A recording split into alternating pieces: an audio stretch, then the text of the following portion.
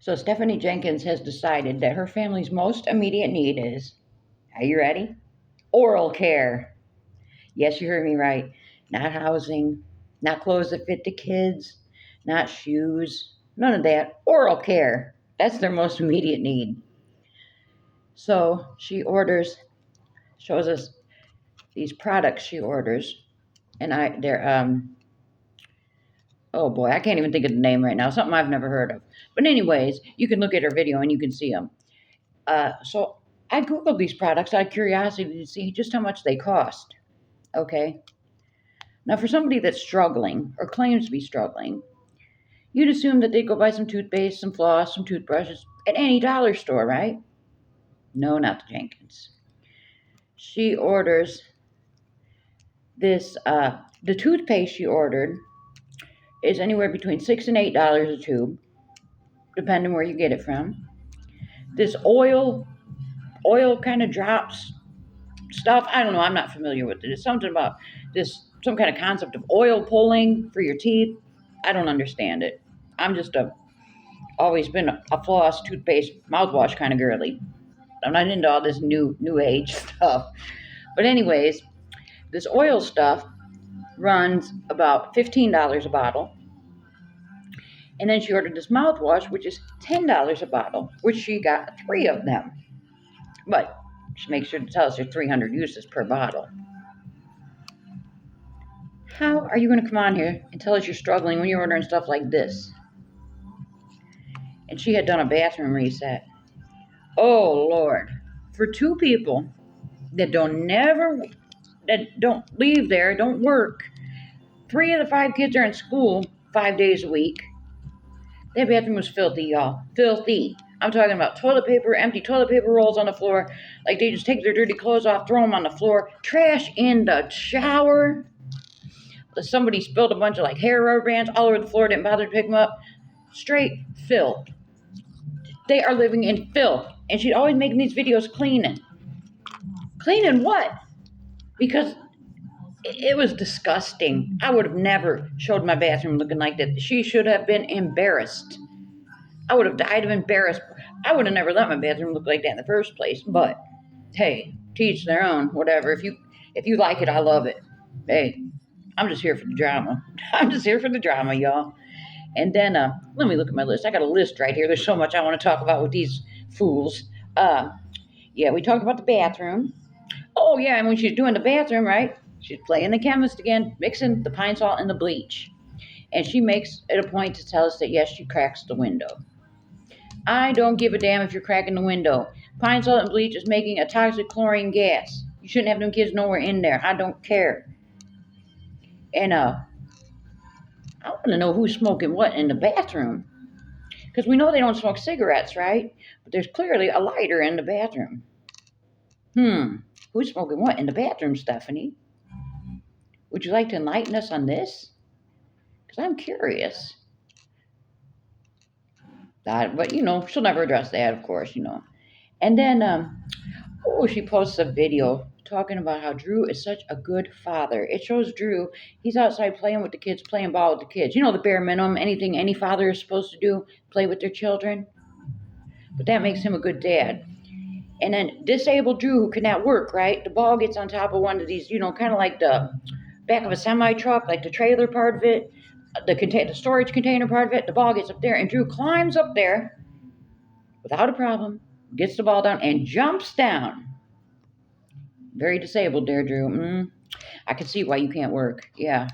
He's walking with the toddler, and they make sure to show a shot of the Volkswagen. That's just a clap back at everybody. Just some more rage bait for us all. But he's such a good father. Well, let's ask his oldest son. I bet his oldest son would not agree with Drew being a good father. The one that Drew refuses to pay the child support for, the one he hasn't seen in years. And a good father, I need to inform Stephanie, a good father provides for his family, does what he has to do to provide for his family. But, that she don't understand that. That's her king, that's her king. He's the best man walking this earth in her eyes. Oof. Stephanie, you got problems, girl. And she she admits, she doesn't want to deny that this could be problematic for the kids, pretty much living in these hotels. But they make it as homey as they can, and that's why they continue to cook meals. Because these kids are waking up to a hot breakfast and a TV every morning. You mean to tell me that she honestly believes that by giving these kids a hot meal and a TV, that's just alleviating the trauma she's causing them?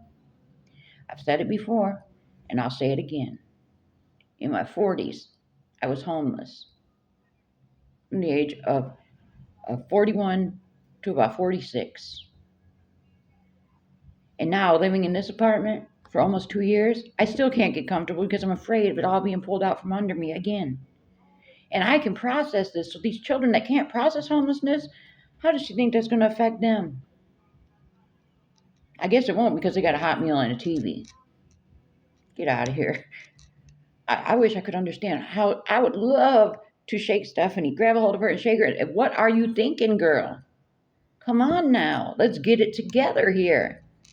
And, oh yeah, in addition to all the oral care, they also bought this like baker's rack type thing that they put all the dishes on. They're slowly moving more and more furniture in there to become more and more comfortable in this hotel room.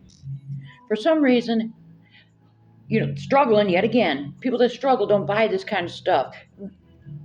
We would have bought, a tote at the dollar store, a $5 tote, and put the shit in there and put the lid on it. We wouldn't have spent, anywhere between $20 or $50, probably more like $30 and $50 on this baker's rack type deal. But you can't tell her. I swear to God, if they have $1 in their pocket, that dollar is burning a hole in their pocket, and they got to find some kind of junk to buy. No, we can't save this money towards a down payment, towards a deposit on somewhere to live. Oh, no. We got to buy fancy oral care and this and that. I understand oral care is expensive. Dollar store, Walmart. I don't understand. If they get any money, they have got to spend it immediately. I'm convinced they spend it immediately. It burns a hole in their pocket. I swear she can. What kind of junk can I spend this money on today so I can get on the internet and complain that I'm struggling? Come on. And then, the last thing I wanted to talk about real quick. Drew, apparently, he has made a new page here on TikTok, and he wasn't going to make a new page, but he's enjoying the trolls. He's enjoying it, but he's enjoying it so much that he's got his video set to where he has to approve the comments, and he has yet to approve any on the 2 videos. That's how much you love it, Drew. And then, check this out. This is the kicker to the whole situation here. Drew says the quicker he gets to 10,000 followers, y'all can get the juicy bits of his life, story time. What are you going to tell us, Drew? How you wear the same clothes for 3 months at a time? How you're afraid to work? How you're allergic to working? How you think you're such a good dad in your eyes? What can you possibly tell us that we want to hear? That you support a woman who neglects and abandons animals? What? We don't care. But I'm quite certain there will be some people that will follow the account. He's already up to, I don't even know. He's not up to 1,000 yet, but he's getting there. Why do people want to follow him and contribute to this madness? Make that make sense. Make anything make sense with these Jenkins. I don't know. I just had to get down here and rant about these Jenkins because I can't make sense of it all. But hey, I'm here for the drama. And the next video she drops, I'll be right back to talk about that one too. See y'all later.